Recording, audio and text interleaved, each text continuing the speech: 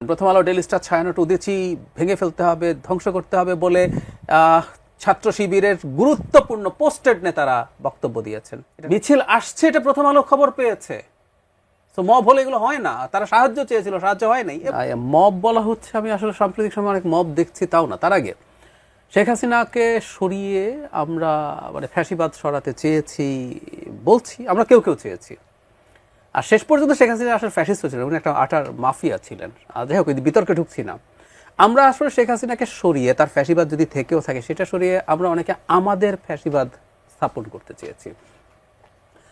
আমরা মুখে গণতন্ত্রের কথা বলি, এত না ফাইট করাটা সহজ হয়, মানুষকে স্বপ্ন দেখানো সহজ হয়, রাস্তায় নামানো সহজ হয়, কিন্তু আমার ভেতরে আসলে আমি আদতে একজন ফ্যাসিস্ট। আমার ওই পত্রিকা ভালো লাগে না, তাই আমি ওটা জ্বালিয়ে দিতে হবে, ওটা বন্ধ করে দিতে হবে, ওর মালিকদেরকে গ্রেফতার করতে হবে, সম্পাদককে গ্রেফতার করতে হবে, এগুলো বলছি। এগুলো সব ফ্যাসিবাদী চিন্তাধারা। গণতন্ত্র হলে কথা ছিল, যেটা উসমান হাদি বলেছেন, তিনি প্রথম আলো পছন্দ করতেন না খুব একটা, কিন্তু তার সামনে যখন গরু জবাই করে জিয়াফত হচ্ছে, সেটার প্রতিবাদ করা একটা ক্লিপ আছে, যে দরকার 10টা প্রথম আলো বানাও পারলে। আপনি যখন পারেন না, তখন যখন এই গায়ের জোরে কাজটা করেন, এটা ফ্যাসিবাদ। আচ্ছা, এটা একটা অন্যরকম ফ্যাসিবাদ এসে হাজির হচ্ছে আমাদের এখানে। ফ্যাসিবাদ তো নানান কিছুর উপর ভিত্তি করে হয়, জাতি, ধর্ম, নানান কিছু। আওয়ামী লীগের বয়ান একটা ছিল, এখন ডিফারেন্ট একটা বয়ান নিয়ে সামনে আসা হচ্ছে। মব নিয়ে আমার একটা ভিন্ন দৃষ্টিভঙ্গি আছে। আচ্ছা, ডেইলি স্টার প্রথম আলো সেখানে মব হয়েছিল, আমি ডিসএগ্রি করি, আমি এটা মব মনে করি না। আপনি মবের ডেফিনেশন পড়লেই দেখবেন, মব আসলে একটা স্পন্টেনিয়াস, আনকন্ট্রোলড, ইনডিসিপ্লিনড মানুষ। উদাহরণ দিই, রাস্তায় হঠাৎ করে, মানে বাংলাদেশ কিরকম একটা অসভ্যতা করা সম্ভব, বর্বরতা করা সম্ভব, যে কোনো একজন মানুষকে আপনি তাড়াতে শুরু করুন এবং বলতে শুরু করুন পকেট মার বা ধরো ধরো একটা বলুন, এই যে হঠাৎ করে মানুষ দাঁড়িয়ে গেল, পেটানো শুরু করলো, এটা মব। কারণ এখানে কেউ তাকে প্ল্যান করে আনেনি, পেটাতেও কেউ বলেনি, ও ওর মতো করে পেটাচ্ছে, ইভেন মেরেই ফেলতে পারে। এটাই হচ্ছে মব, স্পন্টেনিয়াস। প্রথম আলো ডেইলি স্টারে এটা কি স্পন্টেনিয়াস কিছু ছিল? আমি মনে করি না। এটা একেবারে প্ল্যান্ড একটা জিনিস ছিল। হয়তো সামনে কোনো ব্যানার ছিল না, বাট ইট ওয়াজ প্ল্যান্ড। ওরা যাবে, উসমান হাদি তো হঠাৎ করে মারা যান নাই, ওখান থেকে যাবে, মিছিল আনা হবে, মিছিল আসছে এটা প্রথম আলো খবর পেয়েছে। তো মব হলে এগুলো হয় না, তারা সাহায্য চেয়েছিল, সাহায্য হয় নাই। এবং আমি যোগ করতে চাই, এবং যেভাবে পুলিশ নিষ্ক্রিয় ছিল, সেনাবাহিনী নিষ্ক্রিয় ছিল, যোগ করতে চাই আমাদের খুবই প্রিয় মানুষ জনাব নুরুল কবির 2.5 ঘন্টা ধরে ডেইলি স্টারের যে আটকে পড়া সাংবাদিকদের উদ্ধারের চেষ্টা করেছেন। তিনি তার এক্সপিরিয়েন্স শেয়ার করেছেন, দ্ব্যর্থহীন ভাষায় বলেছেন, হয় পুরো সরকার, না হয় একটা অংশ এই ঘটনা ঘটতে দিতে চেয়েছে।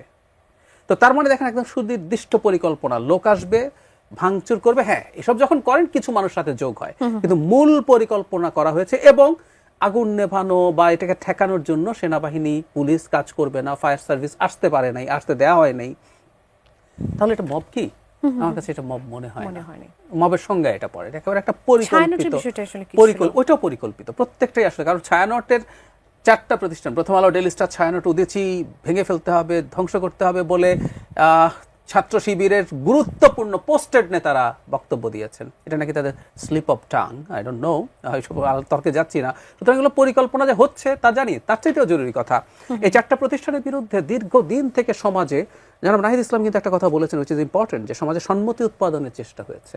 এই 4টা প্রতিষ্ঠান সম্পর্কে ক্রমাগত মানে খুবই ইনফ্লুয়েন্সাররা এগুলোর বিরুদ্ধে ঘৃণা ছড়ানোর চেষ্টা করেছেন, এগুলোর বিরুদ্ধে মানুষ যাতে ঘৃণা উগরে দেয় সেই চেষ্টা করেছেন। তাতে আমি বলবো যে একেবারে পরিকল্পিতভাবে ধাপে ধাপে ধাপে ধাপে ধাপে এই জায়গায় এটাকে নিয়ে আসা হয়েছে। এবং এমন একজন মানুষের মৃত্যুকে ব্যবহার করেছেন, যে মানুষের সাথে রাজনৈতিক মতাদর্শগত ভিন্নতা থাকতে পারে, আপনার আমার আছে, কিন্তু যিনি কালচারাল ফাইট কালচার দিয়ে করতে চেয়েছেন। খেয়াল করুন, তিনি যখন বলছেন যে 10টা প্রথম আলো বানান, বা কালচার নিয়ে, যেহেতু তার নির্দিষ্ট দৃষ্টিভঙ্গি ছিল, তিনি মুসলিম কালচারাল আইডেন্টিটিতে বিশ্বাস করতেন, আমি ওনাকে যদ্দূর শুনেছি, সেই জন্য দেখবেন তিনি ইনকিলাব কালচারাল সেন্টার বানিয়েছেন। ওটার মধ্যে লাইব্রেরি ছিল, পাঠচক্র হতো, নানান কিছু উনি ওনার মতো করে চেষ্টা করেছেন। উনি যদি মনে করেন ছায়ানট উদিচি যে কালচারাল আইডেন্টিটি তৈরি করছে, এটা যদি সঠিক মনে না করেন, আগুন জ্বালানো বা ভাঙো না, তুমি যেটা পছন্দ করো তুমি সেটা করো, সেটাকে স্প্রেড করার চেষ্টা করো। নাসিরউদ্দিন পাটোয়ারি, রক্তের বদলা চাই, উই আর হাদি, এরকম কন্টিনিউয়াস কিছু পোস্ট ছিল। যদিও তারা মবটাকে তারা অস্বীকার করছে, বা আমরা আসলে মবের সাথে নাই, বা আমরা আগে যেটা করেছি আসলে সেই জন্য তারা কাইন্ড অফ দুঃখিতই এখন। কিন্তু এটা কি আবার মানে এটা কি আসলে এটা কোনোভাবে মানে ওই সময় আমি যেটা মনে করি ওটা শুধু না, ইভেন নাসিরুদ্দিন পাটোয়ারি রেভলিউশন লিখে একটা স্ট্যাটাস দিয়েছেন। আমাদের সাইফ মুস্তাফিজ একজন আছেন, টকশো করেন, প্রচুর পরিচিত মুখ, তিনিও ইনফ্যাক্ট এই বিপ্লব সুযোগ এসছে, শেষ করতে হবে। প্রভাব ফেলে কিনা এটা? ফলে নিশ্চয়ই ফেলে, কারণ বিপ্লব করে ফেলতে হবে যখন আপনি বলেন, তখন এক ধরনের আলাপ আছে যে বিপ্লবের মধ্যে নানান বিশৃঙ্খলা ঘটে, এটা ভুলো না। কিন্তু প্রথম দিন থেকে আলাপটা ছিল এটা বিপ্লব নাকি গণ অভ্যুত্থান। আমরা সিরিয়াসলি ফাইট করেছি প্রথম থেকে তাত্ত্বিকভাবে যে না, এটা গণ অভ্যুত্থান ছিল। কারণ বিপ্লব মানে সমস্যাটা কোন জায়গায়, কেন এগুলো ঘটলো, এটা একটু মেলানো যাবে এই বিপ্লবের সাথে।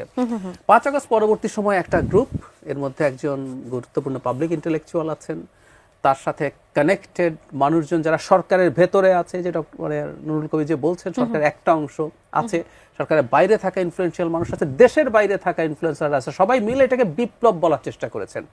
বিপ্লব বলার উদ্দেশ্যটা কি, এর মধ্যে যে একটা মারাত্মক ষড়যন্ত্র আছে, এটা অনেকে শুরুতে ধরতে পারেননি। এর যেহেতু বিপ্লব, একটা বিপ্লবী সরকার হবে। খেয়াল করবেন, ওই পাবলিক ইন্টেলেকচুয়াল ডক্টর ইউনূসের প্রেসিডেন্টের কাছে শপথ নেওয়ার বিরুদ্ধে কথা বলেছেন শপথ নিতে হবে শহীদ মিনারে, কোন একজন শহীদের বাবা বা মায়ের হাতে রেখে সংবিধান বাতিল করে দিতে হবে, তারপর ডিক্রির মাধ্যমে দেশ চলবে, আস্তে আস্তে সংবিধান লেখার জন্য তারও আগে ওই যে গণপরিষদ নির্বাচন হবে, তারপর সংবিধান লেখা হবে, তারপর দেশের নির্বাচন হবে। তো দীর্ঘ সময়ের জন্য বাংলাদেশের পাওয়ার গ্র্যাব করার একটা প্ল্যান ছিল, সেটা আসলে হতে পারেনি। এবং এটা যাদের যাদের কারণে হতে পারেনি, উপদেষ্টাদের মধ্যে যিনি এটার কারণে এটা বাধা হয়ে দাঁড়িয়েছেন, আরেকজনের নাম বলবোই যদি, সেনা প্রধান, তাকে তারা মনে করেন যে তিনি এটা হতে দেন নাই। তো যারা যারা ব্যারিয়ার, যারা এটার বিরুদ্ধে কথা বলেছেন, তারা প্রত্যেকে শত্রুতে পরিণত হয়েছেন। ডেইলি স্টার, প্রথম আলো আসলে বাংলাদেশের সাংবিধানিক প্রসেসে গিয়ে একটা নির্বাচনের দিকে যাক, এটাই তাদের লক্ষ্য ছিল। এখানে আমার একটা কথা খুব জরুরি, আমি ডেইলি স্টার প্রথম আলোকে নিয়ে যখন এগুলো বলছি, আমি কিন্তু এটা মিন করছি না ডেইলি স্টার প্রথম আলো কোনোদিন ভুল করে নাই, এটা একেবারেই বলার চেষ্টা করছি না। বাংলাদেশের মতো দেশে থেকে একটা প্রতিষ্ঠান ভুল করবেন, এটা হতেই পারে না। তাদের সম্পাদকীয় নীতির ভিন্নতা তো আছেই, ভুলও আছে। আমাদের সমস্যাটা হচ্ছে, ইভেন হাদির মৃত্যুর কোনো একটা নিউজ এই পত্রিকা কতটুকু দিয়েছে, এই প্রশ্ন আলোচনা করতে পারে, কিন্তু এটার জন্য ঘৃণা ছড়াতে পারে না। এটা এডিটোরিয়াল পলিসি, আমি কোন নিউজটাকে কতটুকু গুরুত্বপূর্ণ